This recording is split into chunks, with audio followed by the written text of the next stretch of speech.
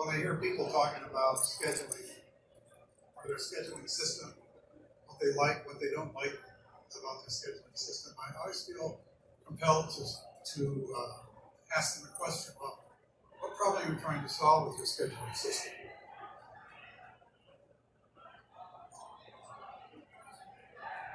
So the goal today for me is that when we get all done, that maybe you'll be able to leave here and say, well, it seems like my scheduling system is pretty good and it works great for me. Or maybe you'll leave here and say, well, it couldn't be a little bit better. Or perhaps you'll leave and say, I have this scheduling system and I know why it's creating the problems that we see it creating in terms of on-time delivery, return on our investment in our resources and equipment. So I want to focus on defining why a scheduling system is needed in the made-to-order tooling business. I want to define what is actually needed in the scheduling system. And I want to go over briefly why seat-of-the-pan scheduling causes problems, and also why hard and fast scheduling doesn't work in made-to-order tooling. So first of all, let me define what made-to-order tooling is. Made-to-order manufacturing is something that is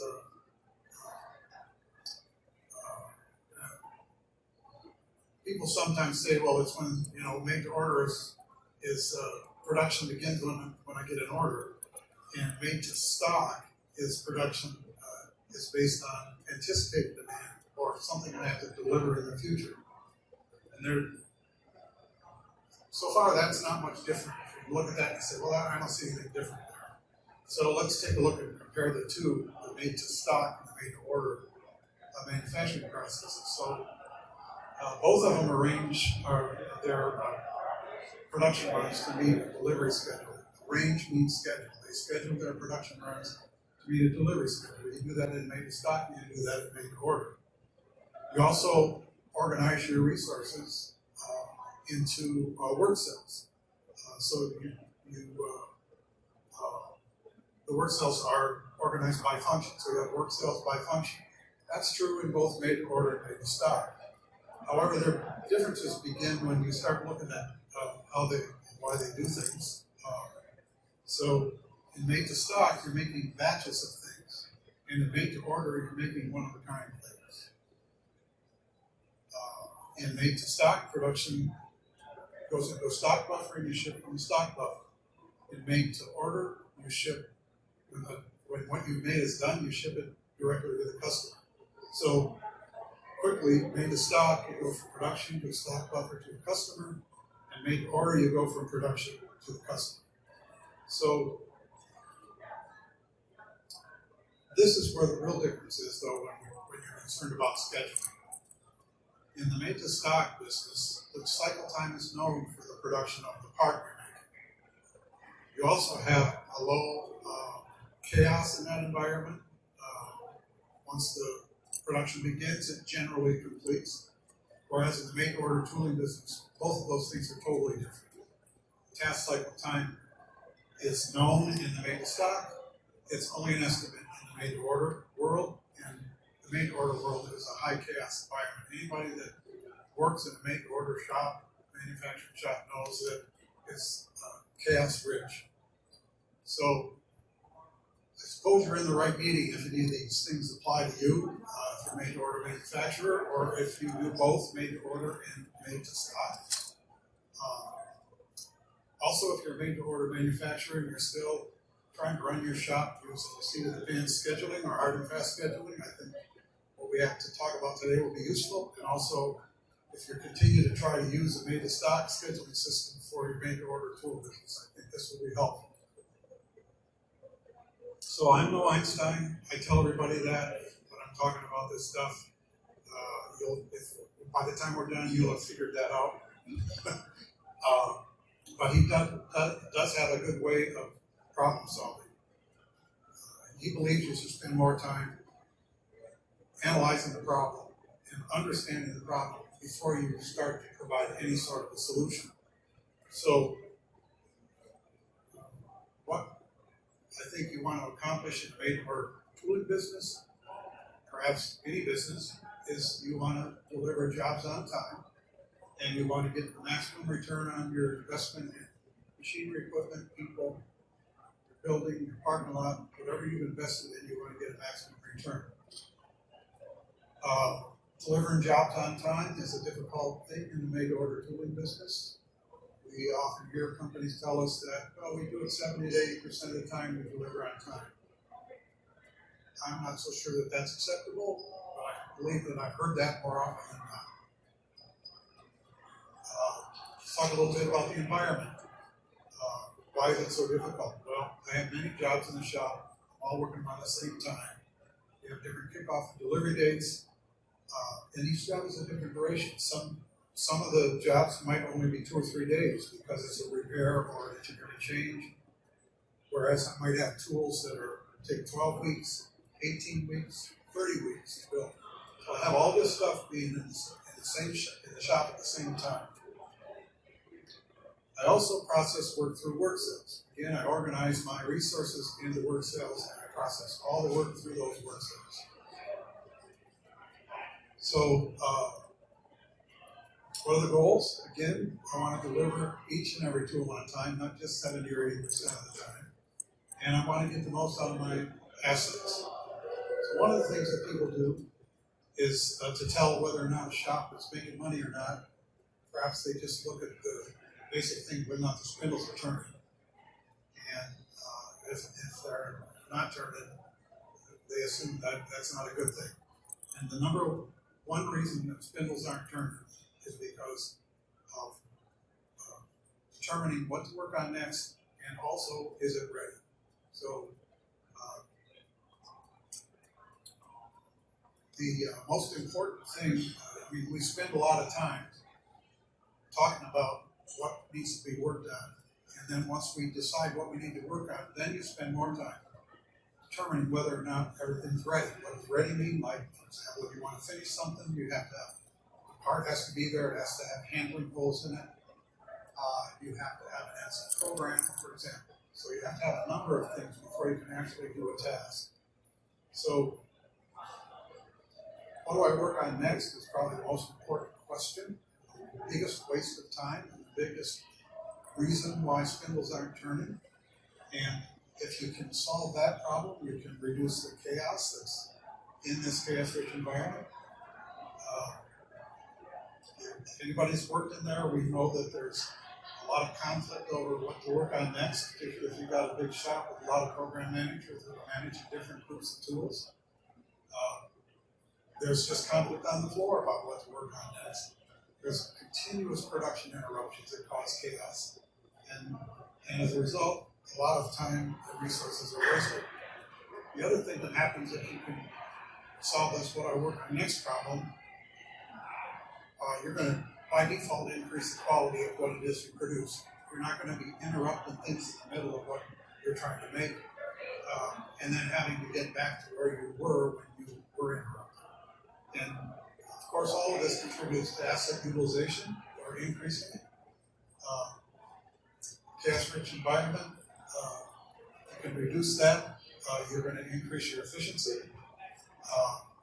One of the things that you see about delivering on time is that you suddenly have to work overtime. You didn't expect to work overtime, and you certainly didn't plan for it. And if you can solve this problem about what to work on next and keep production running smoothly, you'll have the confidence to take on more work to increase your ROI on your material and resources. So, what do we need for a made-to-order scheduling system? We need to work on tasks in the correct order. That is, I need to work on tasks in the correct order to deliver each and every tool on time. I'll show you why that's important. If you don't already know that, I'll show you why that's important. And you also need to be able to adjust work cell capacities to meet that demand.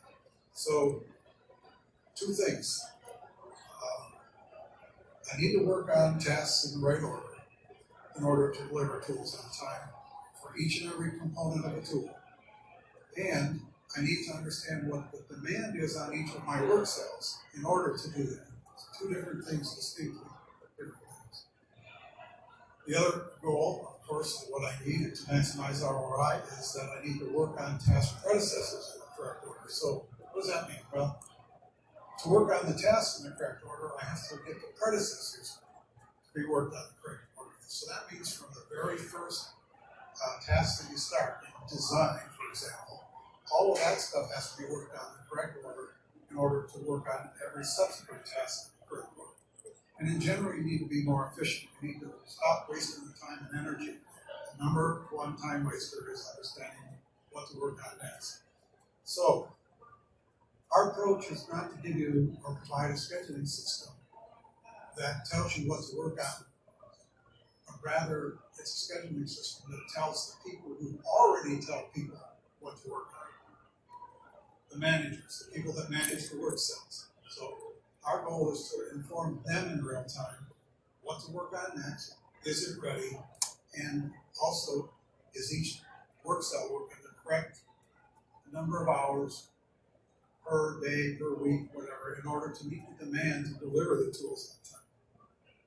So, summary, what to work on next, and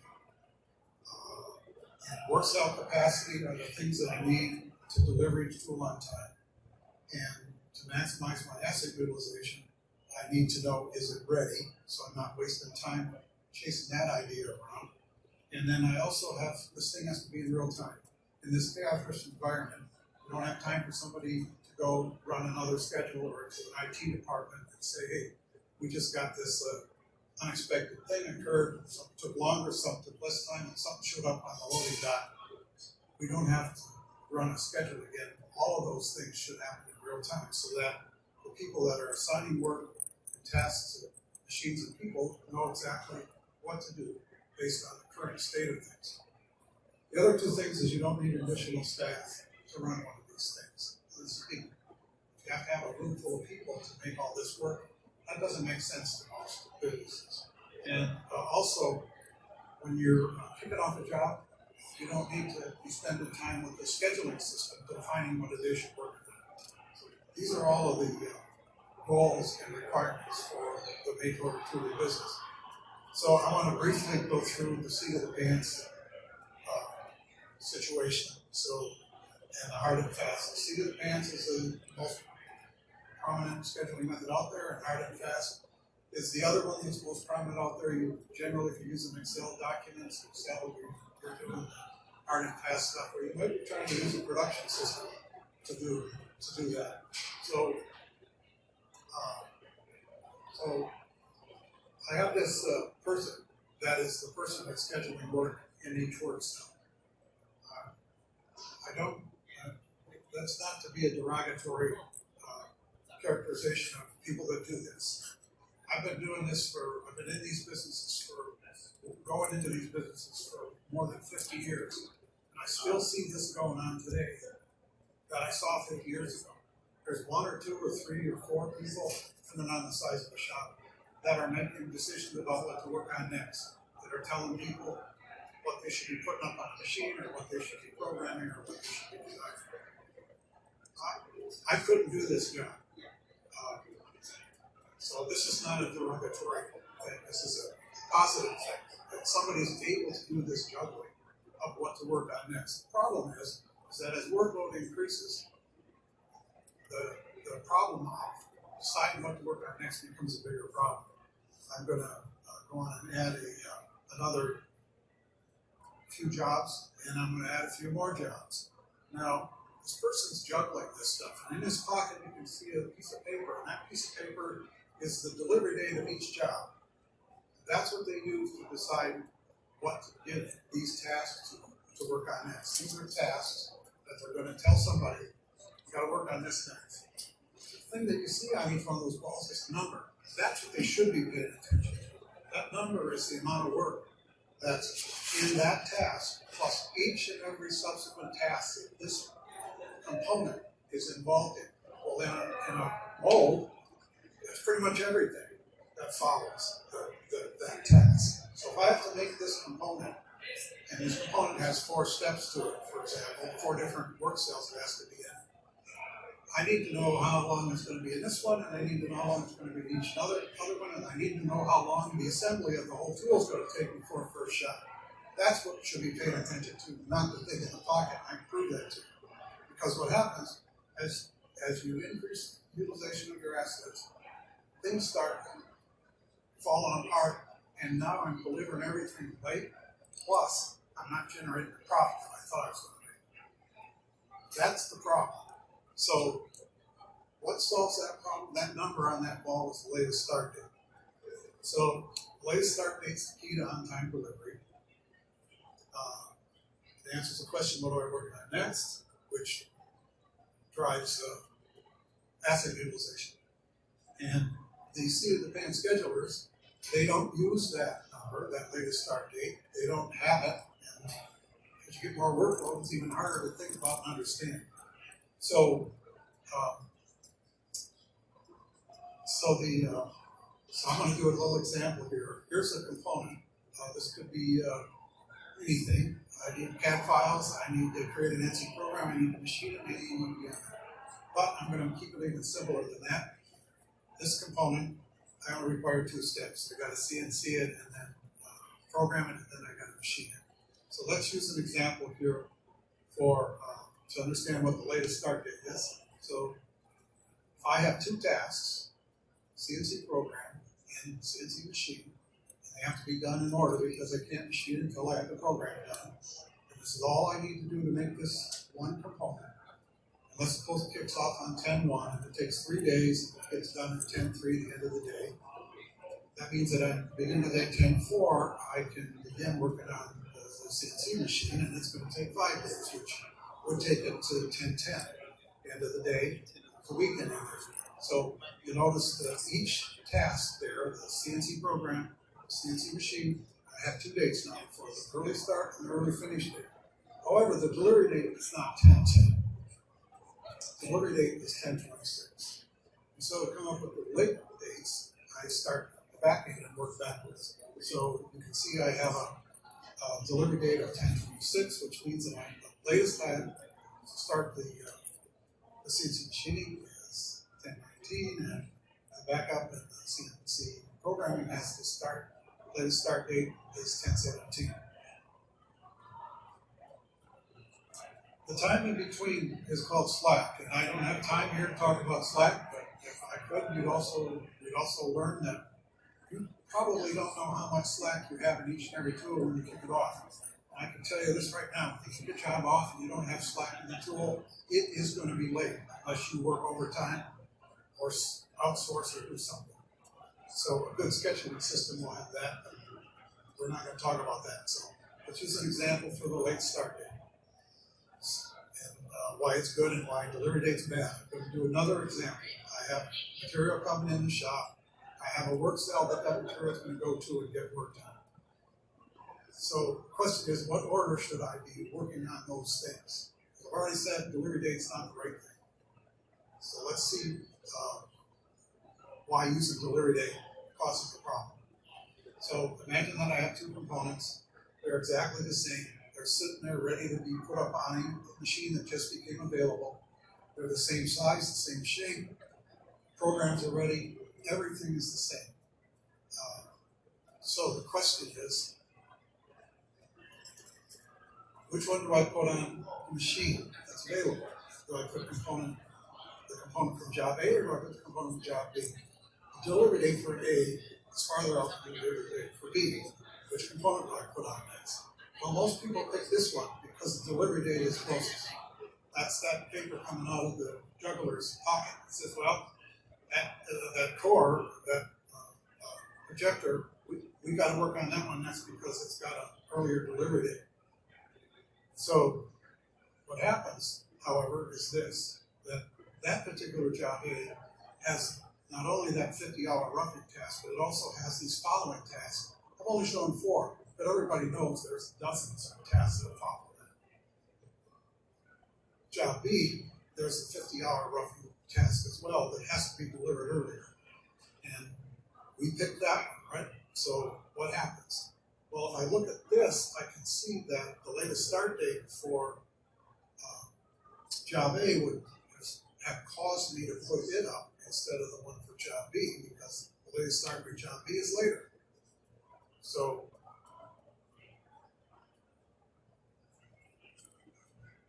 had we picked that one, we would have been, but instead we picked this one. So what happens? Notice that I can't get job A started on time in order to deliver on time, because I started job B. That's why that number on that task is so important. That number is the number of hours that are left before the first shot date for that task, and it's embedded in the latest start date. The latest start date defines that. So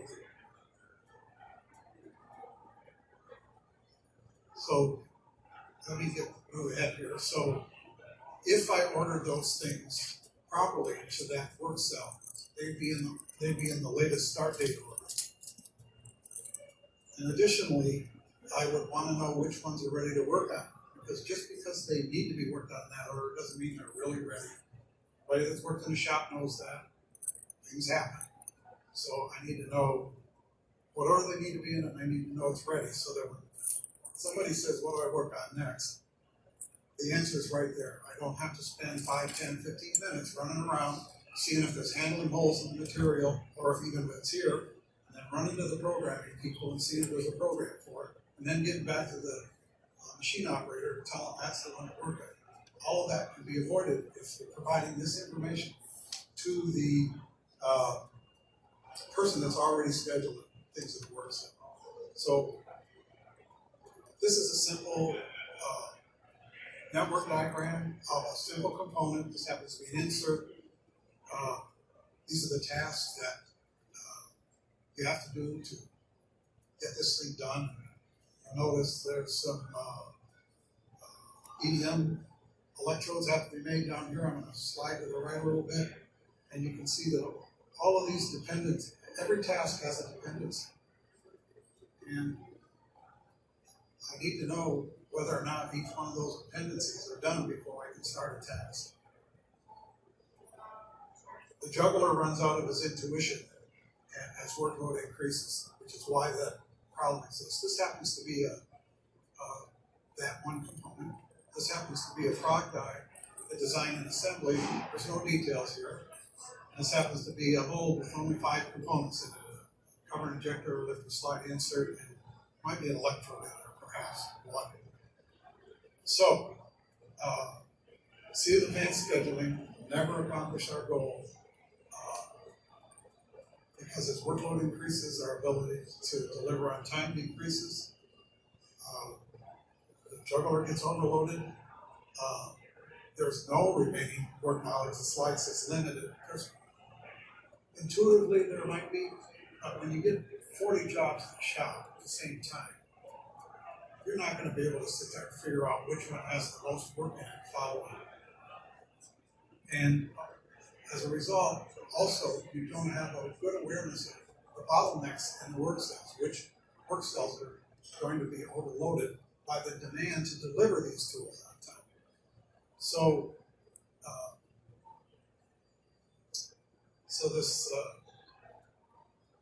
the outcome is you have to work this unexpected overtime. And what I work on next is clearly difficult to answer. So you also don't get some things. I'm going to skip these because I'm just about out of time. So I'm going to go to this last slide. And this is basically the message I'd like to leave. I have more stuff to talk about in terms of the hard and fast scheduling. I don't have time to do that. So I'm going to leave you with this. And we decided to come up with this sign because we wanted to maybe remind you every time you're out driving around that when you see a stop sign, that if you're doing seat of the band scheduling, that is probably causing you more problems than it's solving. I have a minute for questions. Okay, thanks for your time.